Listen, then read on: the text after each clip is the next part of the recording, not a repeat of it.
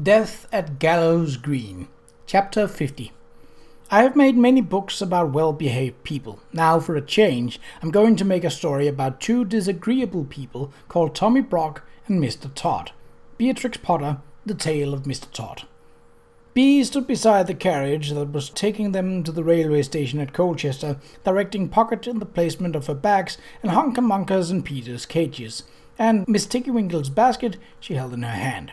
"I'm so dreadfully sorry to leave you in Bishop's Keep," she told Kate, "just as I was beginning to feel at home here. However, I'm concerned for the state of Mamma's health, but I confess that I can hardly bear the thought of returning to Bolton Gardens." Her face became mournful. "It feels as if I'm returning to prison."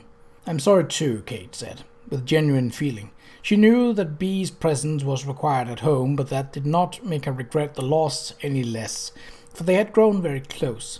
Pocket finished stowing the baggage and came around the carriage and handed the ladies in. "I felt I'd found a sister I truly wanted." "Well, you have done that at least," Bee said. She settled herself in the seat and put Mrs. Tiggywinkle's wicker basket on the floor at her feet. "We must correspond often, Kate, and you shall come to visit when you come up to London. I shall want your advice on getting my little books out into the world. And I feel a deep curiosity about how matters will turn out between you and Sir Charles." Kate raised her shoulders and then let them fall. "How matters will turn out, my dear Bee, I must confess to being curious as well." She had thought from the way he looked at her that afternoon at Agnes that perhaps he had an interest in her, but it had been several days now and not a word. And all that time she had felt vaguely restless and discontented, despite the outcome of the inquest and the assurance that Agnes's pension would be paid. "I understand that he's gone off to Chelmsford." "He may have gone to Chelmsford," Bee said with composure, as the carriage rattled off down the lane, "but he has hardly departed for good. In any event, he has merely gone for the arrangement of the chief constable, has he not?" Kate nodded. "I believe it was scheduled for today. He is to give the same evidence, I understand, that he gave at the inquest." The source of her information was Amelia, who heard it from Lawrence. At the thought of Amelia and Lawrence, she smiled a little. She had spoken to Mrs. Pratt about the situation that morning. There was no reason why the two should not be permitted to see each other openly, so that they could stop creeping about. Mrs. Pratt was a dear soul, but rather too severe when it came to the maidservants. Bee shook her head, obviously still thinking about the inquest. "What a business!" He made a ch-ing noise. Who in the world would have thought it possible that an officer of the law could be so villainous as to engage in theft and murder? "Apparently the theft was of long standing too," Kate said. "Sir Charles told me after the inquest that Pell had been involved in grain stealing for several years, not only in this area but to the south and west as well. As far as Chief Constable Pell was concerned, of course, the beauty of it was that he was so remote from the crimes themselves, and yet received quite substantial sums of money for providing both means of shipping the grain and as well as protection from the law."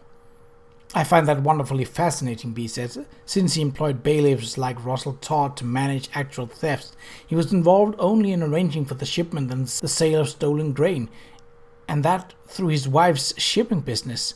Such an ingenious entrepreneur, to use his occupation as a police officer for the protection of criminals and to enhance his wife's shipping business, and to reap the profits from both ventures." "Indeed," Kate said ruefully, "and apparently most of those bailiffs never knew his identity. It was Russell Todd bad luck that he was curious enough to go to Ivanhoe, the headquarters of the shipping firm, and nose out the real name of his employer. That is apparently why he was killed. Brock has confessed that he and Todd killed Sergeant Oliver." "Yes, and to kidnapping Betsy, although it is not quite clear as to what he and Todd planned to do with her. They seem to think that if the law closed in on them, she might become necessary to their escape. In the meantime, they made it appear that she had drowned in order to curtail the search and possible discovery." "I'm not sure I understand," Bee said. "To what extent other policemen may have been involved in the theft?" "That's the saddest part," Kate replied. "When Edward realized that it was Pell whom Betsy had seen arguing with Russell Todd the night of Todd's death, and when Sir Charles determined that Todd had been accompanied to his death by a man with a wooden leg, they immediately laid their evidence before the coroner. He agreed that in view of the extraordinary circumstances, Superintendent Hacking should be notified at once. Hacking instructed Inspector Wainwright to begin an immediate investigation of Pell. The results are not yet complete, but Pell seems to have suborned at least 3 constables, each of whom profited from the crimes in their districts. I trust that Sergeant Oliver was not one of them," Bee said. "No, Pell had sent Todd to approach him. The sergeant misled Todd into believing that he would join them. When Todd realized that the sergeant was gathering evidence and charged him with theft, he and Brock murdered him. And P.C. Bradley? Was he involved? Apparently not, Kate said, although Pell seems to have his eyes upon him as a possible recruit. Nor was Edward Lakin. She smiled a little, thinking of Edward. In fact, it was Edward's reputation for stubborn honesty that persuaded Pell to take him off the investigation. He told the superintendent that he wanted to handle it himself, and Hagen concurred, ignorant, of course, of Pell's real motive. And of course, by taking the case himself, Pell thought he was ensuring that the sergeant's killers would not ever be discovered. Exactly. That's why he assigned P.C. Bradley to take the case, knowing him to be a young officer who would take orders without question. B sat in her seat and looked out the window. An amazing series of events, she said reflectively. Coming to Bishop's Keep, Kate, we both wished for adventure. Have you had your fill of it yet?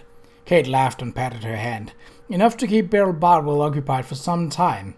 I fear, however, that she may never get her fill if she intends to go on writing, that is. If? B raised her eyebrows. There's a doubt. Not about writing itself, Kate said, and hesitated. The excitement of authorship, as she had discovered upon publication of her first story, ran deep in her veins and would not be denied.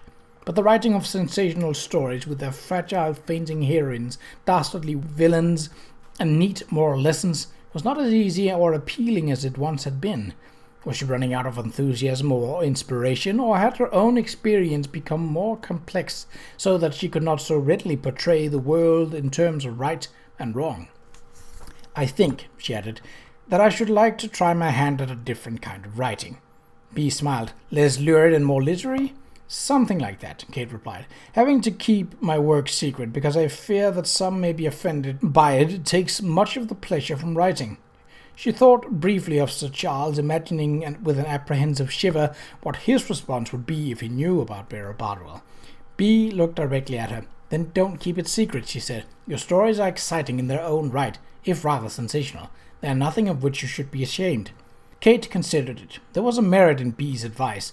If she were truly an independent woman, or if she truly believed in what she wrote, she would not fear others' reactions. If she did, then perhaps she was not as independent as she thought, or her stories as well as worthy as she believed. I myself am certainly aware of the problem, B went on ruefully, although it is not I who am concerned. It is Papa who would be sorely distressed at the thought of my writing for publication. It would utterly dismay him to see the Potter name appear on anything so commercial as a book. In his mind, publishers are the same low level of society as pawnbrokers and policemen. How he would be utterly horrified at the idea of my doing business with any of the three. Kate smiled. Well then, what of you, B? What are your writing plans? B looked down at her hands in her lap with the self-deprecating smile Kate had come to know oh so well.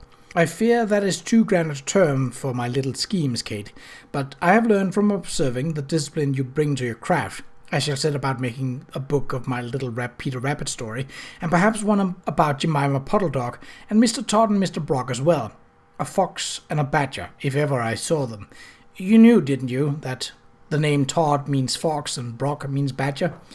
No, I didn't know that, Kate said, but it sounds like a wonderful story about two very disagreeable men. But how shall you get around your father's difficulty with publishers? B considered. If I had the books printed up myself, Papa would not complain. Of course, Kate cried, as miniatures just the right size for children, illustrated with your marvelous drawings. She squeezed B's hands. You see, your trip to Bishop's Keep had not been wasted. Wasted? B was half amused. You have whetted my appetite for more than the writing life, Kate. You have given me a taste of what it is like to live so singly, obliged to no one. I'm even more determined now to have my own cottage near Surrey, far from London and Bolton Gardens, and Mamma and Papa. And you and Beryl Bardwell shall visit me there, and we shall have even more adventures. Agreed, Kate said, but as she looked out the carriage window, she thought of Sir Charles and weighed her own single life against the feelings that had grown in her for him.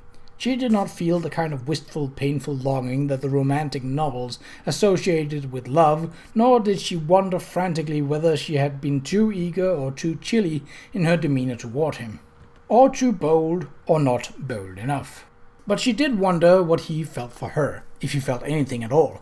And she did think with affection about his concern for Agnes and Betsy, and with respect and admiration about the clear, insightful reasoning that had so neatly impaled Chief Constable Pell. And it did occur to her that perhaps she had lived singly almost long enough.